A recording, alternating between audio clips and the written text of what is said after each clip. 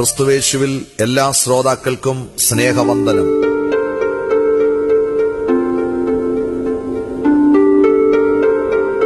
നമ്മുടെ ഇന്നത്തെ ധ്യാനത്തിനായി ഹഗ്ഗായി പ്രവചനം 1-ാം അധ്യായം 9-ാം വാക്യം വായിക്കുന്നു.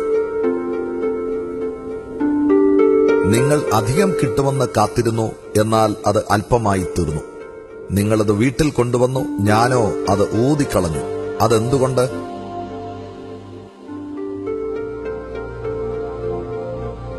പ്രിയമുള്ളവരെ, ഇന്നലത്തേക്കാൾ അധികമായി ഇന്ന് സമ്പാദിക്കുവാനുള്ള, നാളുകൾ സമ്പന്നമാക്കുവാനുള്ള ആവേശത്തോടെ മനുഷ്യൻ പ്രയത്നിച്ചുകൊണ്ടിരിക്കുന്നു.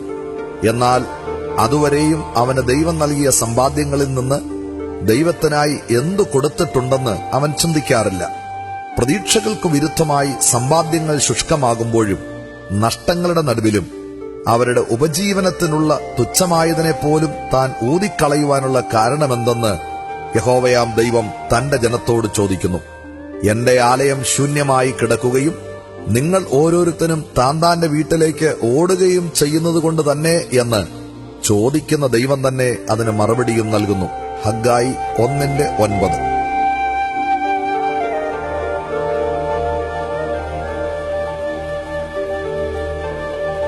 ബാബിലോണിയൻ പ്രവാസത്തിൽ നിന്ന് യെരൂശലേമിൽ തിരിച്ചെത്തിയ ഇസ്രായേൽ മക്കൾ തങ്ങളെ വിടുവിച്ച സർവശക്തനായ ദൈവത്തിന് യാഗപീഠം പണിത് യാഗമർപ്പിക്കുകയും പുതിയൊരു ദൈവാലയത്തിന് അടിസ്ഥാനമിടുകയും ചെയ്തു.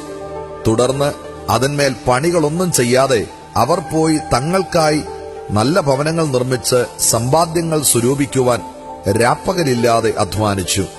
വർഷങ്ങൾ കടന്നുപോയപ്പോൾ ദൈവത്തിന്റെ കോപം അവരുടെ മേൽ ജ്വലിച്ചു.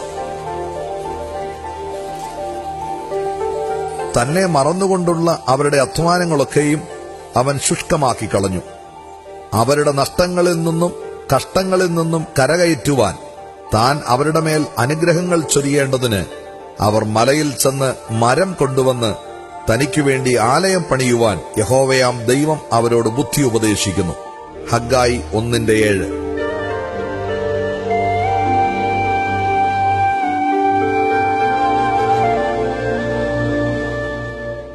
സഹോദര സഹോദരി, സമ്പാദ്യങ്ങൾ സ്വരൂപിക്കുവാനുള്ള നിന്റെ പരക്കം പാച്ചിലിൽ ദൈവത്തിന് വേണ്ടി കരുതുവാൻ നീ മറന്നിട്ടുണ്ടോ?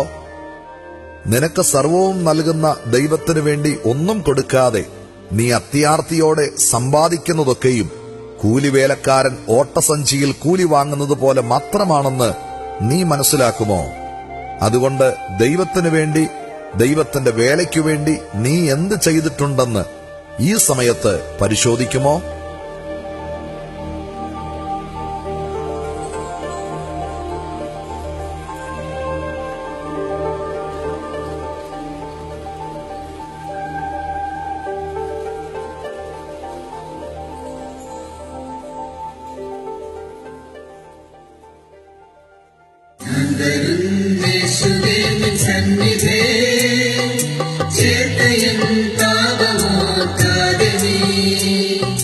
ഞാൻ വരുന്നേശുവേ നിൻ സന്നിധേ